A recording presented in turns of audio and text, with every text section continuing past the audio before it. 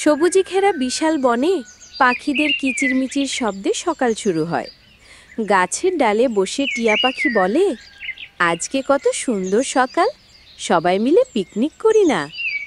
খরগোশ, বানর, হরিণ সবাই খুশি হয়ে রাজি হয়। তারা বনের মাঠে জড়ো হয়। হাসি, গান, নাচ, কত মজা। সবাই যখন আনন্দে মেতে আছে, তখন হঠাৎ মুরগির খোপ থেকে চিৎকার।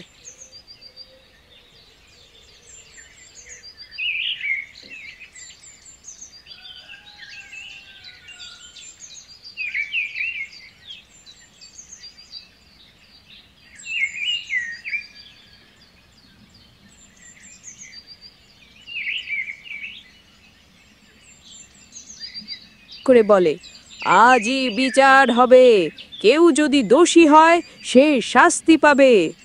বড় একটা গাছের নিচে আদালত বসে। বিচারক রাজা সিংহ, তার সহকারী হাতি আর পেঁচা। পেঁচার সাক্ষ্য নেবে, হাতি শৃঙ্খলা রক্ষা করবে। সব পশু পাখি হাজির হয়।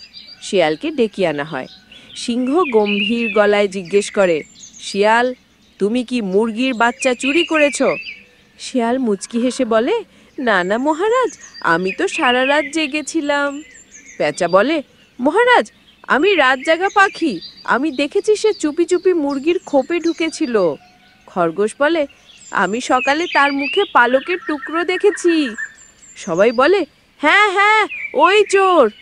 শিয়াল এবার ভয় পেয়ে যায়, আমি ভুল করেছি মহারাজ, খুব ক্ষুধা পেয়েছিল। সিংহ বলে, ক্ষুধা থাকলেও চুরি করা চলে না। রাজা সিংহ গর্জে ওঠে, শিয়ালকে 3 দিন বনের পরিষ্কার কাজে নিযুক্ত করা হবে। তারপর সে মুরগির ক্ষতি পুষিয়ে দেবে আর সবাইকে প্রতিশ্রুতি দেবে সে আর কখনো চুরি করবে না। সব পশু পাখি হাততালি দেয়। মুরগি বলে, আমি ওকে ক্ষমা করি, যদি সে সত্যি ভালো হয়ে যায়। শিয়াল লজ্জিত মুখে বলে, আমি আর কখনো খারাপ কাজ করব না। সবাই মিলে আনন্দে গাইতে থাকে, ভালো কাজে সবাই মিলে বনটাকে রাখবো খুশিতে।